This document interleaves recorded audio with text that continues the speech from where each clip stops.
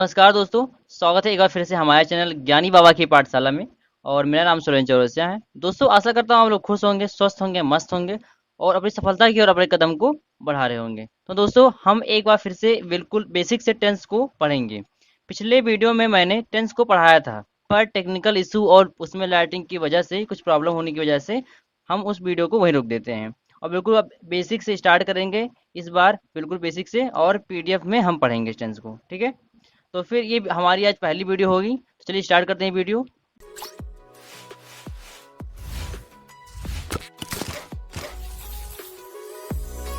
हमारी हेडिंग है basic tense for all exam. Basic tense for all exam, ठीक है। और आज इसका आज पार्ट 1 होगा। आगे हम धीरे धीरे करके इसको पढ़ते रहेंगे। चलिए स्टार्ट करते हैं ये वीडियो फिर।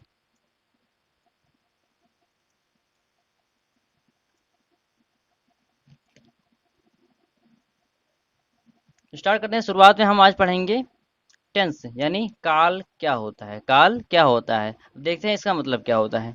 क्रिया का वह रूप, क्रिया का वह रूप जो कार्य के होने का समय साथ ही उसके जारी रहने या पूर्ण होने की स्थिति को दर्शाता है। यानी इसको समझते हैं। क्या लिखा हुआ है, क्रिया। क्रिया यानी क्या होता है, वर्ब। इसको क्रिया माने क्या होता है, वर्ब। क्रिया हिंदी शब्द है उसका, और इंग्लिश शब्द क्या होता है, वर्ब होता है। जो कार्य के होने का समय, जो वर्ब यानी काम जो हो रहा है, क्रिया माने काम, काम जो हो रहा है वो किस समय हो रहा है ये दर्शाता है, ठीक है। जो किस समय ये हो रहा है, और उसके साथ जारी होने का पूर्ण, या फिर जो काम हो रहा है वो काम पूरा हुआ है कि नहीं, या फिर काम चल रहा है, या फिर काम पूरा हो चुका है, ये दर्शाता है। वो क्या होता है, हमारा टेंस होता है, ठीक है। आगे देखते हैं। आगे है टेंस शब्द की उत्पत्ति कहाँ से हुई। टेंस शब्द की उत्पत्ति कहाँ से हुई, जैसे लिखा हुआ है इसमें, टेंस शब्द की उत्पत्ति।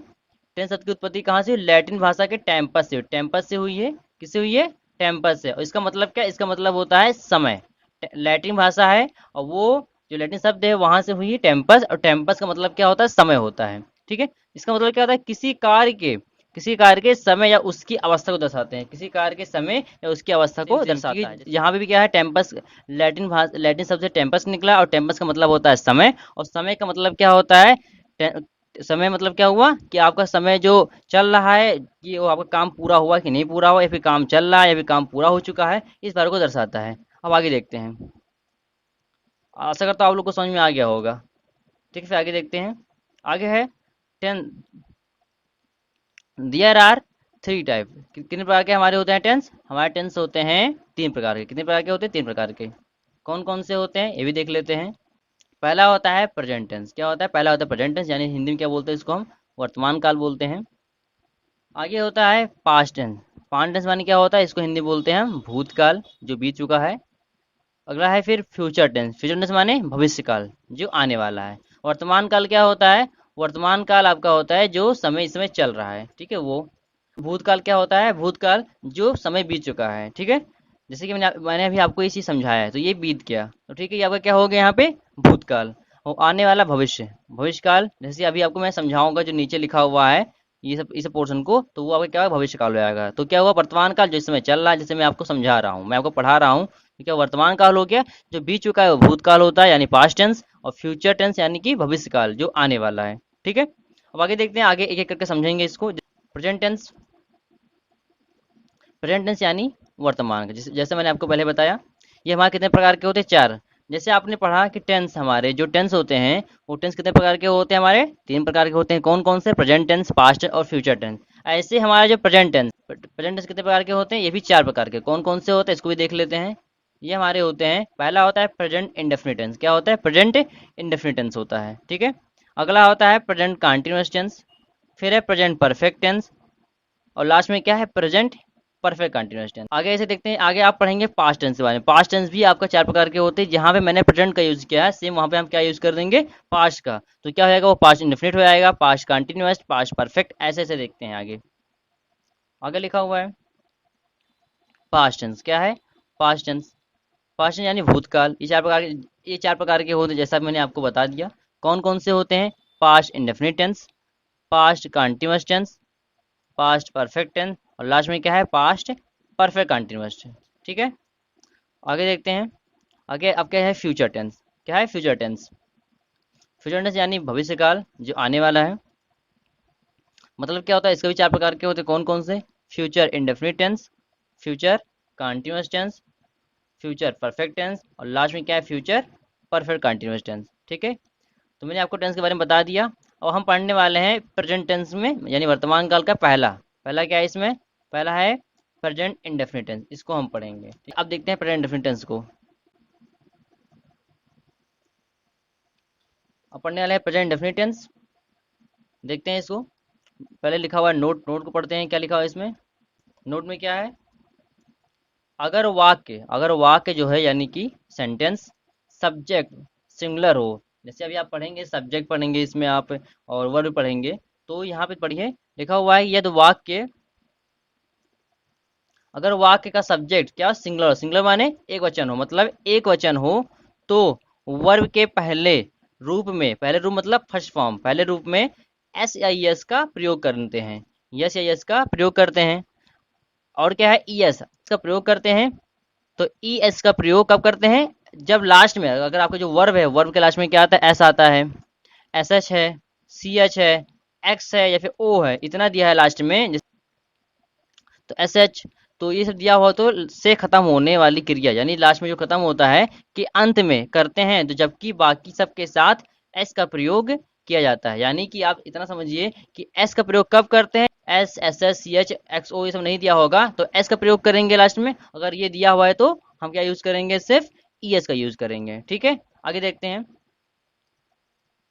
प्लूरल सब्जेक्ट, प्लूरल माने बहुवचन, प्लूरल माने क्या होता है, बहुवचन होता है, मतलब बहुवचन, बहुवचन कर्ता के साथ, यानी प्लूरल सब्जेक्ट बहुवचन कर्ता के साथ सिर्फ क्रिया का पहला रूप का प्रयोग करते हैं, बिना एस यस के। जब हमारा सब्जेक्ट बहुवचन होगा, यानी यू लिखा हुआ है या फिर बॉयज लिखा हुआ है, हमारा सब्जेक्ट बहुवचन होगा, तो वहां पे क्या यूज करेंगे, हम एस और यस का यूज नहीं करेंगे, सिर्फ और सिर्फ हम अपना वर्ब लिख देंगे। ठीक है, आशा करता हूँ आपको समझ में आ गया होगा। यदि आपको समझ में नहीं आ रहा है तो भी अभी आप जब एग्जाम्पल देखेंगे तो आपको ये पूर्णता बिल्कुल क्लियर हो जाएगा। ठीक है, आगे देखते हैं इसको।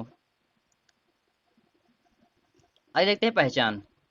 पहचान यानी कैसे पहचानेंगे कि कौन सा टेंस है ये तो वाक्य के अंत में, अगर जो आपका सेंटेंस दिया हुआ है, वाक्य के अंत में क्या आता है, ता है, ती है, ते आते हैं। यह तो वाक्य के अंत में ता है, ती है, ते आद आते हैं, तो आप जानिए कौन सा सेंटेंस है, ये है आपका प्रेजेंट इंडेफिनिट टेंस। ठीक है, प्रेजेंट इंडेफिनिट टेंस है। कैसे पहचानते हैं इसको बताता हूँ आपको अभी। जैसे आप जानेंगे सेंटेंस, सेंटेंस आपने पढ़ा है तो उसमें आपने अफर्मेटिव सेंटेंस को देखा होगा, नेगेटिव सेंटेंस को देखा होगा, इम्परेटिव सेंटेंस को देखा होगा, इंट्रोगेटिव सेंटेंस को देखा होगा। वैसे यहाँ को इसको हम कैटेगरी वाइज पढ़ेंगे। ठीक है, देख अब आगे देखते हैं, एक एक करके पढ़ेंगे। पहला आता है अफर्मेटिव सेंटेंस, क्या है, अफर्मेटिव सेंटेंस, अफर्मेटिव सेंटेंस। ठीक है, इसको हिंदी में क्या बोलते हैं, सकारात्मक, क्या बोलते हैं, सकारात्मक वाक्य, यानी पॉजिटिव, क्या बोलते हैं इसको, पॉजिटिव। फॉर्मूला क्या होता है, फॉर्मूला देख लेते हैं। फॉर्मूला है सब्जेक्ट वर्ब का फर्स्ट फॉर्म एस या ई एस प्लस ऑब्जेक्ट। देखिए एस और एस बीच में आ गया है। एस और एस का प्रयोग कब होता है, जब आपका जो सब्जेक्ट है वो एक वचन होगा, तब आपका यहाँ पे एस आई एस का यूज होगा कब, वर्ब में। और जब आपका सब्जेक्ट बहुवचन होगा तो यहाँ पे एस आई एस का यूज बिल्कुल नहीं करेंगे, वहाँ पे सिर्फ और सिर्फ अपना वर्ब हम लिख देंगे। जैसे एग्जांपल में देखते हैं एग्जांपल में। अब एग्जांपल में लिखा हुआ है, वह इस गांव में रहता है, वह इस गांव में रहता है।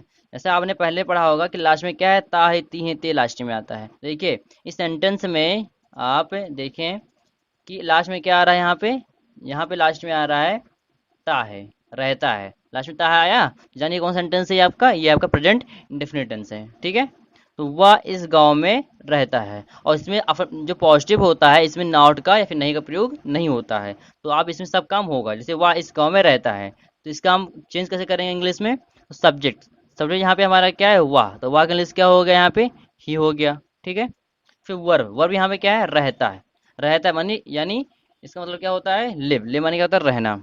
अब यहाँ पे आपका जो सब्जेक्ट है वो क्या है, एक वचन है, ही एक वचन होता है, तो यहाँ पे जो एस का प्रयोग करेंगे, किसका प्रयोग करेंगे, हम एस का प्रयोग करेंगे। ठीक है, क्योंकि इसमें मैंने आपको बताया है कि लास्ट में जब S S H C H X O आएगा तभी हम क्या प्रयोग करेंगे, ई एस का। ठीक है, तो यहाँ पे जो आपका वर्ब है, वर्ब में रहने इसके बाद लिव, तो लिव में लास्ट में वो सेंटेंस जो हमने आपको बताया वो नहीं आ रहा है, यहाँ पे क्या यूज करेंगे, हम एस का यूज करेंगे। ठीक है, फिर देखते हैं आगे, ऑब्जेक्ट, ऑब्जेक्ट क्या दिया हुआ है यहाँ पे, इस गांव में, इस गांव में, ये दिया हुआ है। तो फिर इसका मतलब क्या होगा, मे का इंग्लिश होता है इन, और इसका इंग्लिश होता है दिस, और गांव का इंग्लिश होता है विलेज। तो क्या सेंटेंस बन गया हमारा, he lives in this village. ठीक है, अब आगे देखते हैं। आगे दिया हुआ है 3 और 3 6 होते हैं, 3 और 3 6 होते हैं। ठीक है, यहाँ पे देखिए 3 और 3, यहाँ 3 और 3 हमारा क्या है, यहाँ पे 3 और 3 यहाँ पे क्या है, हमारे एक वचन है, क्या है, यहाँ भी एक वचन है 3 और 3। तो यहाँ पे क्या है, 6 होते हैं। अब होना इंग्लिश होता है हैपन, पर यहाँ पे क्या यूज होगा, होना, मतलब या फिर इसको हम ऐसे कह सकते हैं 3 और 3 6 बनते हैं, 3 और 3 6 बनते हैं। तो बनना इंग्लिश क्या होता है, मेक होता है। ठीक है, तो यहाँ पे आपका जो 3 और 3 का एक वचन है, तो 3 और 3 इंग्लिश क्या होगा, 3 एंड 3 हो गया। ठीक है, फिर उसके बाद में जब आपका सब्जेक्ट एक वचन है तो वर्ब का फर्स्ट फॉर्म तो लगेगा, उसके बाद में एस आई एस का यूज होगा। तो यहाँ पे हमारा वर्ब क्या है, वर्ब हमारा है होते हैं, लास्ट में ते आया, होने इंग्लिश यानी मेक, या फिर इसको कह सकते हैं 3 और 3 6 बनते हैं। तो मेक होता है, मैंने यहाँ पे मेक लिख दिया, पर यहाँ पे सब्जेक्ट आपका एक वचन था, लास्ट में मैंने क्या जोड़ दिया, यहाँ पे एस जोड़ दिया। ठीक है, उसके बाद में फिर आपका ऑब्जेक्ट क्या है, यहाँ पे 6, 6 इंग्लिश क्या होता है 6। तो सेंटेंस पूरा क्या बन गया, 3 एंड 3 मेक्स 6।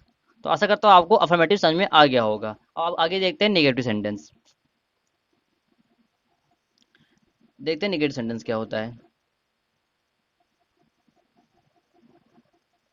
निगेटिव सेंटेंस यानी कि हम इसको बोलते हैं नकारात्मक वाक्य। क्या बोलते हैं, नकारात्मक वाक्य, यानी इसको हम नेगेटिव में, इसमें इसको नकारात्मक क्यों बोलते हैं, क्योंकि इसमें हमेशा नहीं का प्रयोग होता है। किसका प्रयोग होता है, नॉट का, यानी नहीं का प्रयोग होता है। आप पूरे सेंटेंस में यदि आपको कहीं नहीं दिखता है तो आप जान लीजिए वो नेगेटिव सेंटेंस है।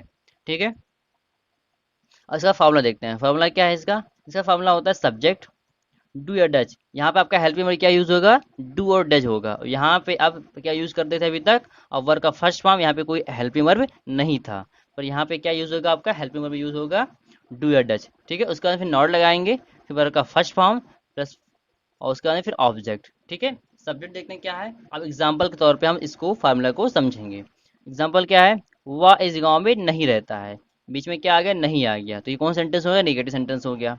यहाँ पे वाह, वाह इंग्लिश क्या होता है, ही, तो मैंने यहाँ पे ही लिख दिया। ठीक है, अब ही जब लिख दिया, पर जानिए डू डस का यूज होता कैसे है, कहाँ पे डू डस का यूज होगा, आप यहीं पे आकर रुक जाएंगे। तो डू डस का जानिए कैसा कहाँ यूज होता है। डू होता है जब, डू डस का यूज जब होगा आपका, जब आपका बहुत जो आपका सब्जेक्ट है वो बहुवचन होगा, डू का यूज होगा।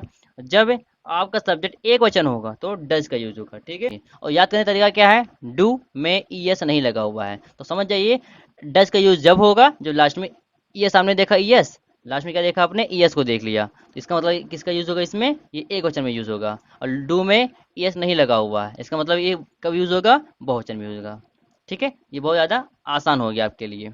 ठीक है, आगे देखते हैं। एग्जाम्पल तौर पे आप समझते हैं एग्जाम्पल को, वह इस गांव में नहीं रहता है, वह इस गांव में नहीं रहता है, और वह का इंग्लिश क्या हो गया, ही, आपका सब्जेक्ट था। यहाँ पे ही आपका एक वचन है, यहाँ पे ही क्या है, एक वचन, तो क्या लगाएंगे हम, डज, डज ही मैंने यूज कर लिया यहाँ पे। ठीक है, उसके बाद में फिर यहाँ नॉट दिया हुआ तो नॉट लगा दिया मैंने।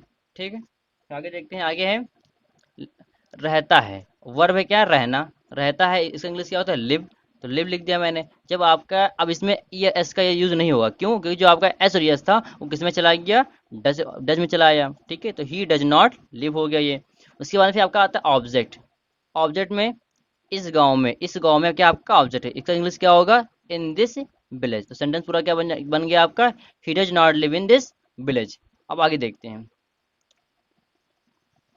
अगला एग्जाम्पल है, मैं या मूवी नहीं देखता हूँ, मैं या मूवी नहीं देखता हूँ। अब देखो इसका मतलब, मैं का इंग्लिश क्या हुआ, आई, और आई हमारा क्या होता है, एक प्लूरल है, आई क्या यहाँ पे प्लूरल है, तो आई हो गया इंग्लिश। ठीक है, उसके बाद में फॉर्मूला क्या था, डू या डज, सब्जेक्ट हमारा क्या है, बहुवचन है, तो मैंने क्या लगा देंगे यहाँ पे, हम लोग डू लगा देंगे।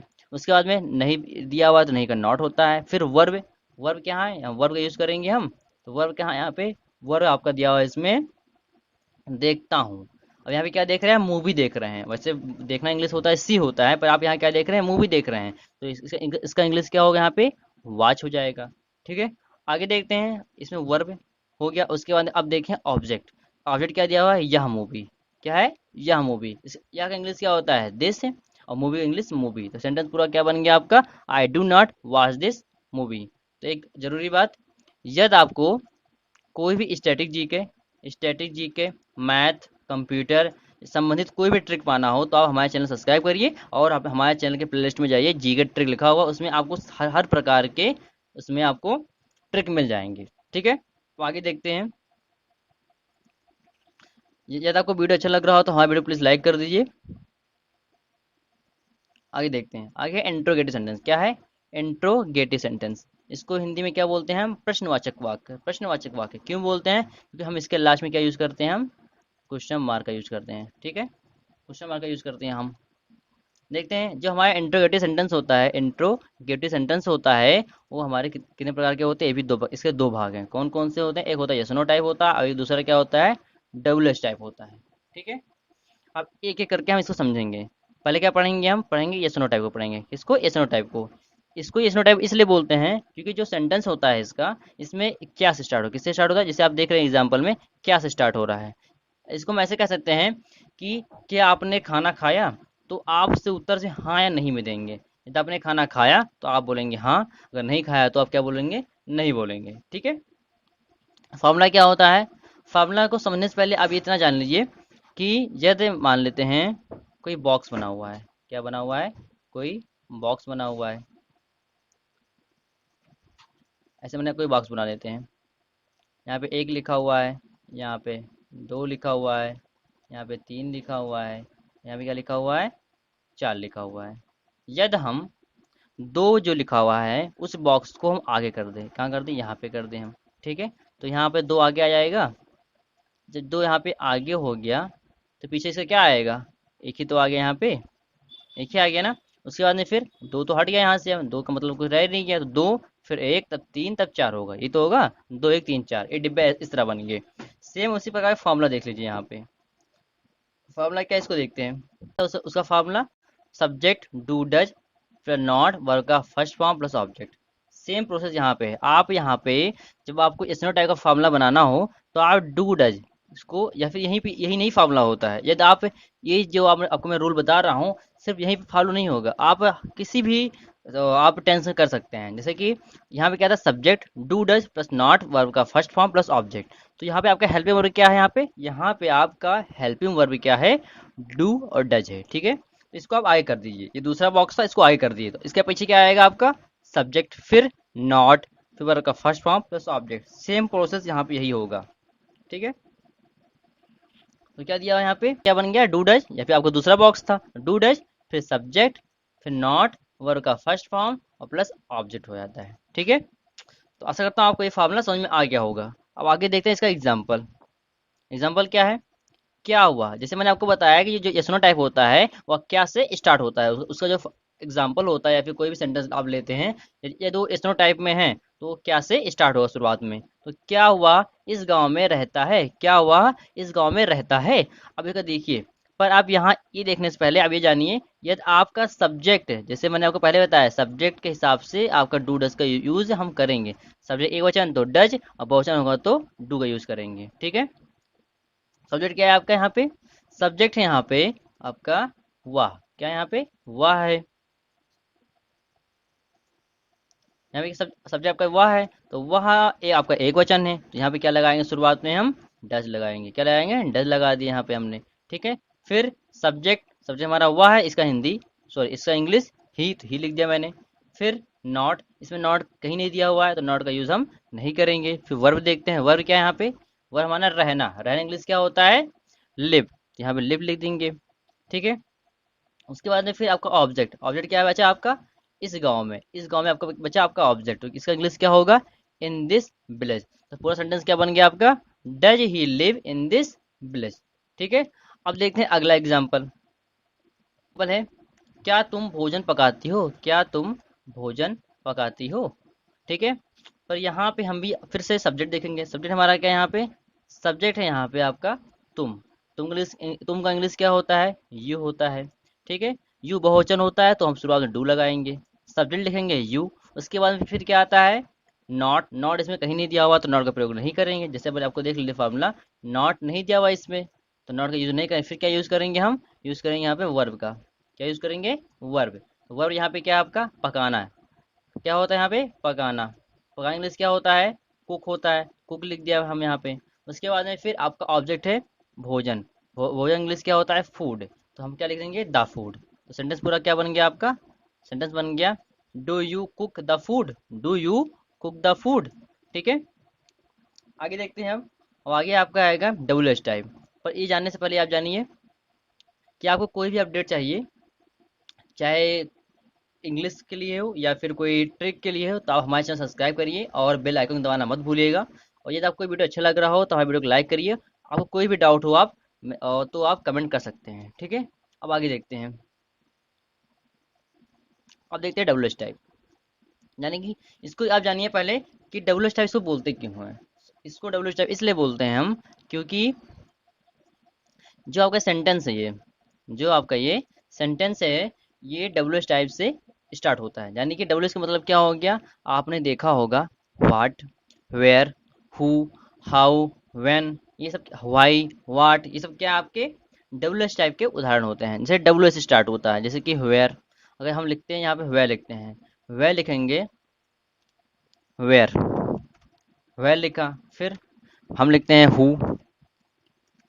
हु लिख दिया, व्हेन लिखा। तो ये सब क्या है आपके इसके उदाहरण यहाँ पे शुरुआत में, ये आपके डब्ल्यू एच टाइप के उदाहरण होते हैं। जैसे कि देखिए डब्ल्यू एच इसमें भी लग गया, डब्ल्यू एच इसमें भी है, डब्ल्यू एच इसमें भी है। ठीक है, तो आप इसके उदाहरण आपके हो गए ये डब्ल्यू एच टाइप के हो गए। जैसे वाट, वाट यूज करेंगे, देखिए यहाँ पे वेयर लिखा हुआ है, तो डब्ल्यू एच टाइप के उदाहरण है। तो आप इतना दिमाग में बैठा लीजिए, डब्ल्यू एच टाइप इसको इसलिए बोलते हैं क्योंकि जो आपके जो क्वेश्चन होते हैं, यानी डब्ल्यू एच टाइप जो क्वेश्चन वर्ड होते हैं, वो वाट से डब्ल्यू एच से स्टार्ट होता है। जैसे मैंने आपको बताया कि वेयर, हु, व्हेन। अब देखिए इसका फार्मूला क्या होता है। फार्मूला देखते हैं।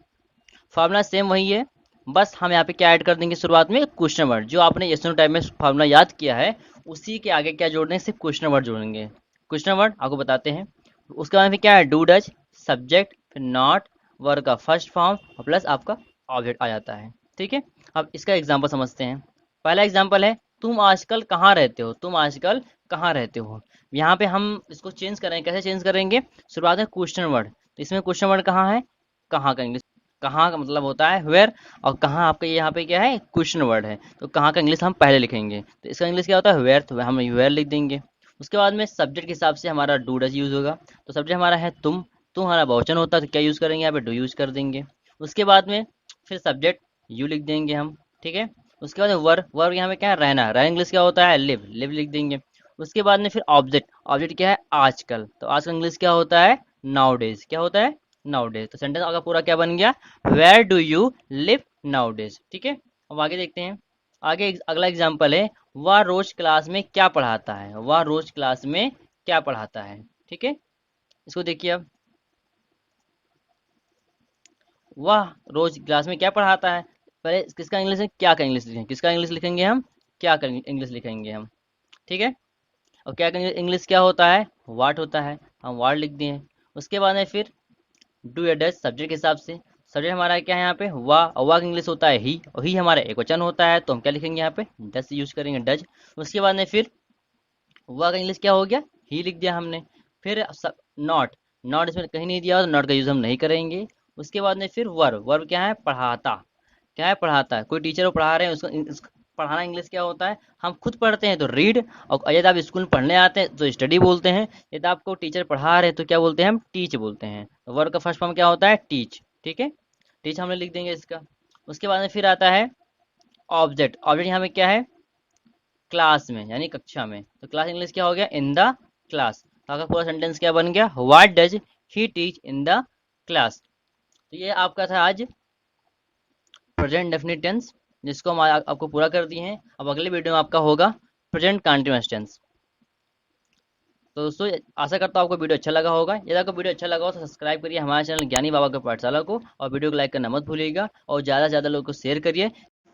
इस पीडीएफ का लिंक हमारे टेलीग्राम चैनल पे आपको मिल जाएगा, और इसका लिंक आपको हमारे डिस्क्रिप्शन में मिल जाएगा। तब तक धन्यवाद। वंदे मातरम।